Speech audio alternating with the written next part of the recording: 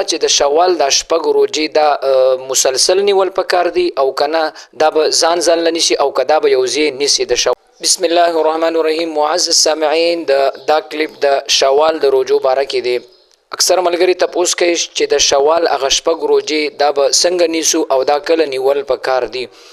معزز سامعین، د شوال شپږ روزې د هغې فضیلت او د هغې ثواب محترم ټولو ته معلوم دی. یو مختصر حدیث مبارک دی، پیغمبر علیه السلام فرمایي چا چې د رمضان میاشت روزې ونیولې ورپسې بیا شپږ روزې د شوال ورپسې ونیولې نو دته دومره ثواب ملاویږي لکه چې دا ټول عمر روزه وي.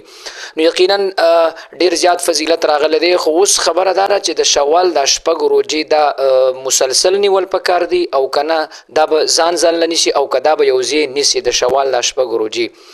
نو محترمو، ډیر خلک خو بیا وایي چې د اختر پسې په دویمه ورځ چې ونیسي یا د اختر پسې د شپږ ورځې دا ونیسي خو ټیک ته وروسته ورپسې دا نه کیږي. دا مسله مکمل غلطه ده، بلکې د شوال میاشت دا پوره 9 یا 10 ورځې دا میاشت وي. د وړوکي اختر پسې چې کومه میاشت دی ته شوال میاشت ویل کیږي. نو تاسو سره په دې 29 یا 30 یعنی 9 یا 10 پوره ورځې په دې کې شپږ ورځې صرف روزه نیولې، نو دا ټوله میاشت دی ته شوال ویل کیږي. د وړوکي اختر پسې 10 یا 9 ورځې دی ته شوال میاشت وي. نو په دې کې صرف شپږ ورځې که هغه شپږ روزې ته یو بل پسې متصل پر لپسې نیسي هم ټیک ته، او کنه ته یو روزه اوس نیسي بیا 2 ورځې کوجی بیا بل ورځ روزي خو بیا هم ټیک ته. لہذا صرف شپږ عدد یعنی هغه شپږ ورځې روزې د دې میاشت نه پوره کول نو هغه په سنت باندې عمل دی. لہذا دا یو مستحب طریقه ده. نو دا اختلافات دا لانجې په مکه چې دا به مسلسل نیسي یا به د اختر پسې کنه بیا ورسته.